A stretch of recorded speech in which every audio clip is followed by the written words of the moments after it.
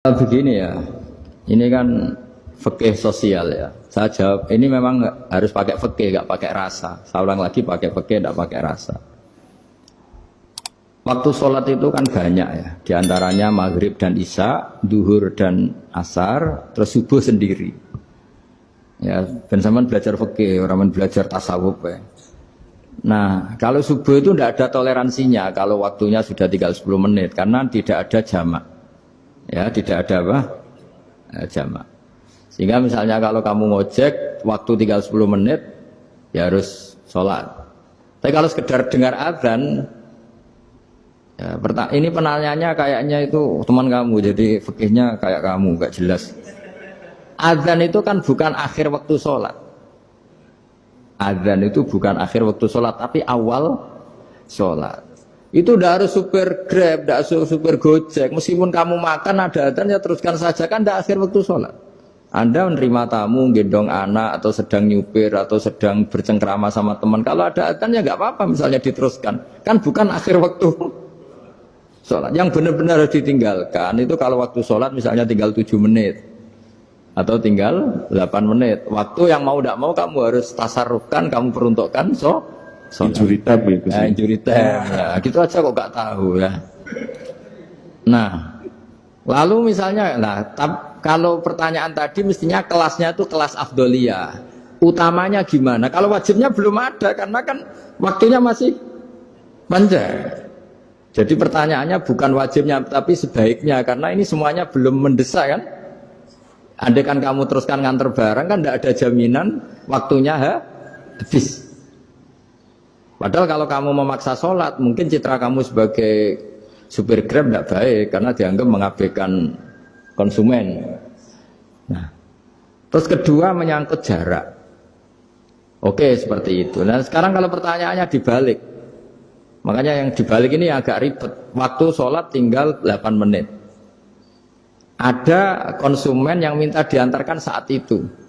Dan acaranya ke mall happy-happy. Maka fatwa kita sebagai ahli fikih, ya tantang saja, saya mau sholat dulu. Kalau nggak sabar ya silakan cari yang lain. Kalau acaranya ke mall. Tapi kalau acaranya kelahiran atau transfusi darah atau mau nganterin darah ke pasien yang sudah koma, maka kita langsung, karena ibadah sosial itu didahulukan mengalahkan ibadah yang haknya Allah. Karena Allah itu zat yang tidak butuh ibadah kalian. Tapi kalau pasien ini kalau nggak nang kesampaian darahnya mati misalnya.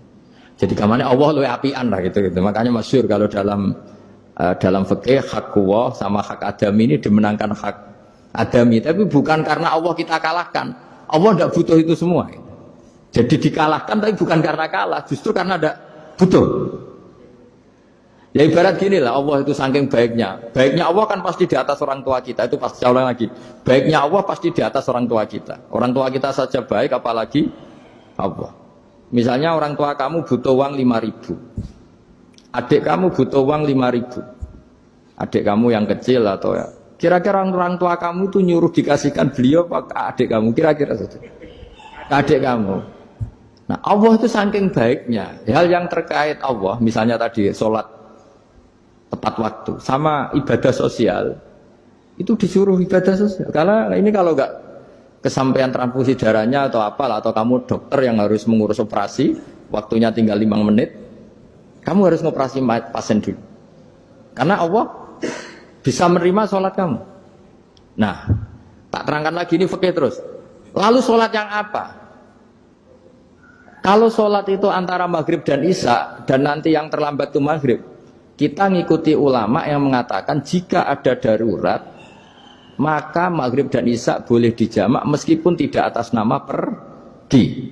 Kan jarak kamu kan tidak jarak masafatu qasrin. Artinya apa? Misalnya saya dokter harus operasi, waktu saya tinggal 8 menit mau maghrib, ternyata harus ada operasi. Kalau saya nggak nangani mati. Saya harus operasi. Dan nanti waktu saya maghrib habis itu tidak harus dikatakan qadha atau yang mengeluarkan maghrib dari waktunya. Bisa saja menurut ulama dianggap boleh dijamak takhir dengan isya. Karena kondisinya masih waktu jam'in. Begitu juga duhur dengan asar. Tapi kalau waktunya itu asar, tinggal 8 menit, kemudian harus ada operasi. Ya kita operasi, waktu asar kita mundur sampai maghrib, namanya kodok yang dimaafkan Allah. Ya namanya tetap kodok, karena asar nggak bisa dijamak dengan maghrib. Jadi ini fikih ya, jadi jawabnya harus jelimet. Jadi saya ulang lagi ya, tadi kan pertanyaannya dengar adzan. Kalau adzan kan waktunya masih panjang, apalagi misalnya maghrib kan waktunya kan taruh saja ada waktu seperempat jam. Ternyata andekan kamu antar hanya butuh waktu 7 menit, kan nggak ngefek sama sekali. Saya nyanda. Nyanda. Ya, gitu.